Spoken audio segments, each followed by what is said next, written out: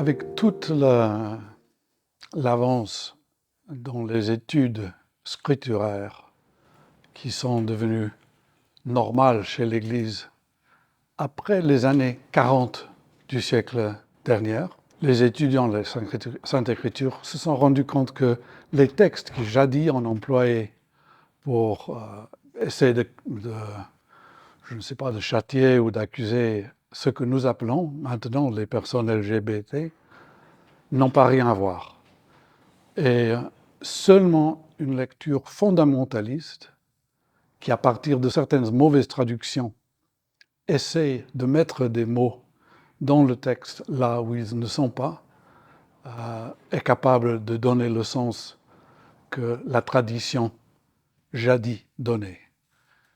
Et récemment, c'est-à-dire en l'année 1983, la commission biblique pontificale, c'est-à-dire l'institution plus haute dans l'Église sur la question de lecture de la Bible, a publié un très bon ouvrage que vous pouvez trouver sur le site du Vatican, sur l'interprétation de la Sainte Écriture, où il y a tout un chapitre sur le fondamentalisme, où il dit que c'est absolument interdit d'actualiser des catégories anciennes pour des réalités modernes où ça pourrait produire des manques de charité. Donc ça a toute une série d'applications envers les femmes, envers des juifs, mais évidemment aussi envers des personnes LGBT.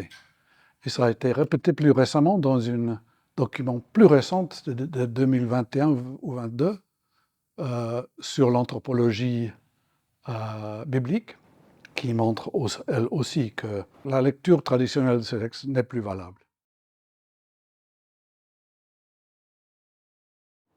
Non, ni le mot homosexuel, ni la notion de l'homosexualité n'existent pas. Le mot a été inventé en 1869 et il a été inventé pour désigner une compréhension nouvelle qui commençait à naître à cette époque-là, qu'il existe des personnes qui nous sommes comme ça, tout simplement. C'est une partie de ce que nous sommes. Il ne s'agit pas ni d'une pathologie, ni d'une vice, mais tout simplement de quelque chose que des personnes sont. Et donc, une question prémorale. En plus, ça a à voir avec des relations entre des personnes du même sexe où il y a une certaine égalité sociale, c'est-à-dire ce ne sont pas des relations ni de pouvoir, ni de violence, ni d'esclavage, ni de déprédation, mais où il y a une volonté consensuée d'être ensemble. Ces notions n'existaient pas du tout dans le monde ancien.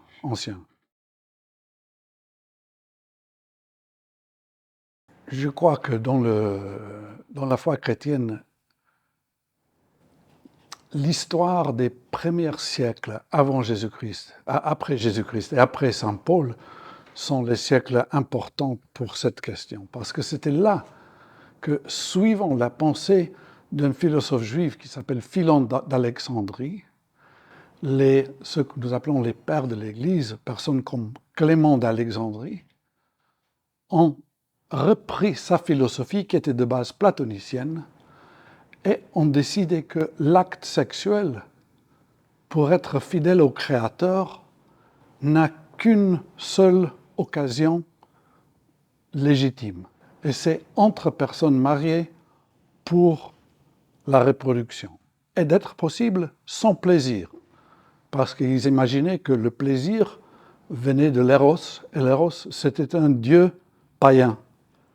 Donc, la relation maritale devait être pour la procréation et sans plaisir. Clément d'Alexandrie disait que si un homme donnait du plaisir à sa femme, ça faisait d'elle une adultère ou une putaine. Littéralement, je n'invente pas ça.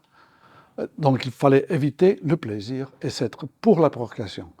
Eh bien, vous pouvez imaginer que si des personnes LGBT, typiquement, nous avons des relations qui ne sont pas capables de procréer, donc évidemment, il ne nous reste que le côté plaisir qui était déjà considéré comme mauvais, et donc, tout ça a été écarté.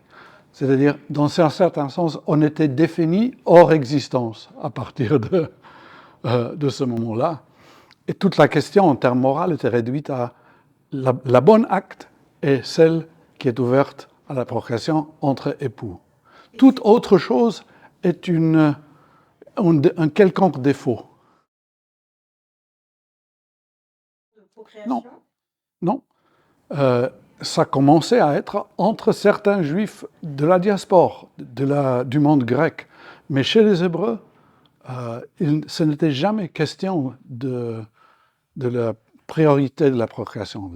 La raison donnée par le livre de Genèse pour le mariage, c'est parce que Adam se trouve seul et donc Dieu veut lui offrir une compagnonne. Donc c'est un remède à la solitude et avant nécessité de procréation pour l'écriture hébreu.